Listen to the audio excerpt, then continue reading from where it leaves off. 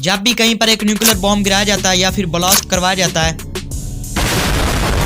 तो इसका असर 6 स्टेजेस में दिखता है। पहली स्टेज, एक फ्लैश ऑफ लाइट होगा, इतनी तेज रोशनी चमकेगी कि 80 किलोमीटर तक दूर रहने वाले लोग भी टेम्परेरी ब्लाइंड हो जाएंगे, अंधे हो जाएंगे। यानी ऐसी सिचुएशन में आंखें बंद कर लेना ही बेस्ट माना जाता है। स्टेज 2, एक हीट वेव आएगी 8 किलोमीटर के रेडियस के अंदर और लोगों को 3rd डिग्री बर्न्स हो जाएंगे, यानी मरने के ऑलमोस्ट 100% चांस होंगे। इन कैलकुलेशंस के लिए हम एक मेगाटन बॉम्ब का एग्जाम्पल लेते हैं। स्टेज 3, न्यूक्लियर रेडिएशंस रिलीज होंगी। स्टेज 4, एक बहुत बड़ी फायरबॉल दिखेगी। स्टेज 5, हवा में एक बहुत तेज ब्लास्ट होगा, धमाका होगा। और सबसे डेंजरस तो स्टेज 6 है, रेडियो एक्टिव फॉल आउट। इसे होने में कुछ मिनटों से कुछ घंटों तक का टाइम लगेगा एक्सप्लोजन के बाद, बट इसका मतलब यह है कि रेडियो एक्टिव पार्टिकल सैंड या रेत की तरह एटमॉस्फेयर से टपकेंगे और इनसे रेडिएशन पॉइजनिंग हो सकती है।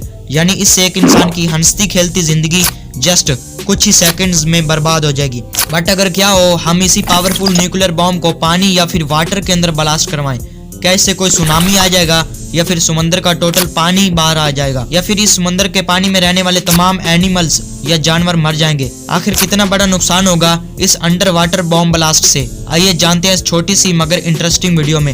हेलो दोस्तों, मैं हूं आपका अपना यार और दोस्त मिस्टर बशीर। तो चलो हमेशा की तरह शुरू से सब कुछ स्टार्ट करते हैं। दोस्तों, कुछ ऐसा ही एक्सपेरिमेंट किया गया साल 1946 में, बट ये हम बाद में एक्सप्लेन करेंगे। पहले हम ये जान लेते हैं कि आखिर ये अंडर वाटर एक्सप्लोजन है क्या। इस पूरे वर्ड्स या लफ्ज को शॉर्ट फॉर्म में UNDEX कहा जाता है। असल में अगर हमारे पास शिप्स और सबमरीन जैसी पावरफुल वेपन्स हैं, बट फिर भी ये हमारे लिए कम है। और साल 1946 में इसी कमी को पूरा करने की USA मिलिट्री को सूझी। जुलाई 1946 में USA की मिलिट्री की तरफ से बिकनी एटोल में एक बीकर न्यूक्लियर टेस्ट किया गया। असल में ये एक शैलो अंडर वाटर एक्सप्लोजन था और ये ऑपरेशन क्रॉस रोड्स का एक पार्ट था। यानी इस ऑपरेशन को क्रॉस रोड्स का नाम दिया गया। लगून में 80 किलो टन वार हेड का ब्लास्ट किया गया, जो कि अप्रोक्सीमेटली 200 फीट यानी 61 मीटर डीप यानी गहराई तक गया। फर्स्ट इफेक्ट ये था कि पानी के अंदर से एक बहुत ही बड़ी फायरबॉल निकली, जिससे गैस के छोटे छोटे बबल्स अनलिमिटेड मिकदार में गिरने लगे, जिसे स्लिक कहा जाता है। पानी साइडों पर फैल गया और दरमियान से किसी फूल की तरह ऊपर की तरफ उठ गया और इस उठे हुए पानी के बीच से अलग अलग टाइप्स की वेव्स निकलने लगी। इस एक ब्लास्ट से पानी की अलग अलग कई सारी लहरें उठी, जो कि कई फीट्स ऊंची थी। नॉर्मली इस पूरे व्यू को अगर थोड़ी दूर से देखा जाता तो ये बहुत ही ब्यूटीफुल या खूबसूरत दिखाई देता था, बट ये जैसा दिखता था असल में इससे कई गुना ज्यादा खतरनाक भी था। USA मिलिट्री ने इस न्यूक्लियर बॉम्ब को 90 फीट ओशन में नीचे रखा और पानी के ऊपर अलग अलग जगहों पर मिनिमम 90 शिप्स खड़ी कर दी।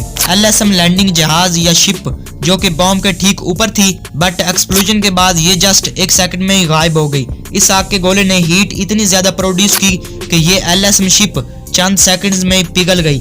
इसके अलावा 9 शिप्स अचानक डूब गईं और बाकी तमाम शिप्स बहुत तेज और खतरनाक रेडिएशंस की वजह से लगभग डिस्ट्रॉय ही हो गई और इन्हें ओशन के नीचे पानी में डूबने के लिए छोड़ दिया गया। बिकॉज इतनी पावरफुल और खतरनाक रेडिएशंस अमेरिका की मिलिट्री से अनकंट्रोलेबल थी। लेकिन ये तो था पानी के ऊपर होने वाला नुकसान। समंदर की गहराई में अगर कोई सबमरीन या फिर कोई डाइवर होता तो इसका नामो निशान भी मिट जाना था। बट इसके साथ साथ आखिर क्या हुआ होगा इस इतने बड़े समंदर की गहराई में बसने वाले खूबसूरत जीव्स या जानवरों के साथ?